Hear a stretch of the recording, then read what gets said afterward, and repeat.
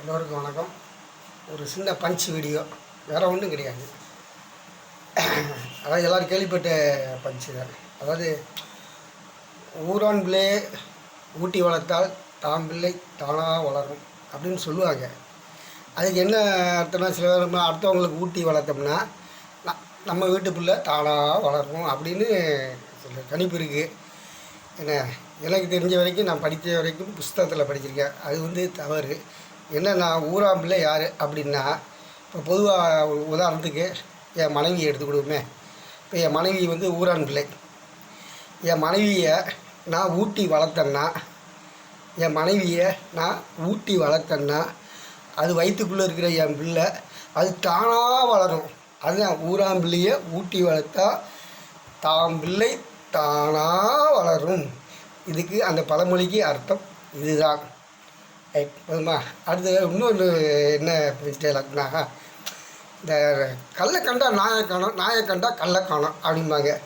அப்படி சொல்லுவாங்க. நாய் வரும்போது அப்படியே கல்லை தேடுவாங்க, ஆனால் கல் கிடைக்காது. உடனே சொல்லுவாங்க, அதான் கல்லை கண்டா நாயை காணும், நாயை கண்டா கல்லை காணும். அது நாய்க்கும் கல்லுக்கும் அந்த சம்மந்தம் கிடையாது.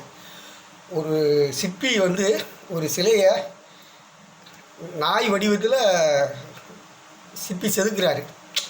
நம்ம அதை கல்லாக பார்த்தோம்னா கல் தான் தெரியும். அவர் சிற்பி என்ன வடிவமைச்சார்? நாய் சிலையை அதை சிற்பி வடிவமைக்கிறாரு. அப்போ அந்த நாயை தான் பார்க்கணும்.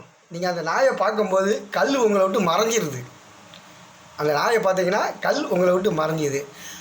அதை கல்லாக பார்த்தீங்கன்னா நாய் தெரியவே தெரியாது. அதை கல்லை கண்டால் அதில் உள்ள வடிவம் நாயை காணும். அந்த வடிவம் நாயை கண்டால் கல்லை காணும். இதுதான் அதுக்குரிய அர்த்தம். Right, thanks. என்ன, இன்றைக்கி அடுத்து இன்னும் ஒரு மணி நேரத்தில் ஒரு வீடியோ போடுவேன். அண்டு நல்லா இருந்தால் ஏதோ சப்ஸ்கிரைப் பண்ணுங்கள், லைக் பண்ணுங்கள். நல்லா இல்லைன்னா விட்டுருங்க, வேண்டாம். ஏன்னா, தேங்க்யூ, ரொம்ப நன்றி.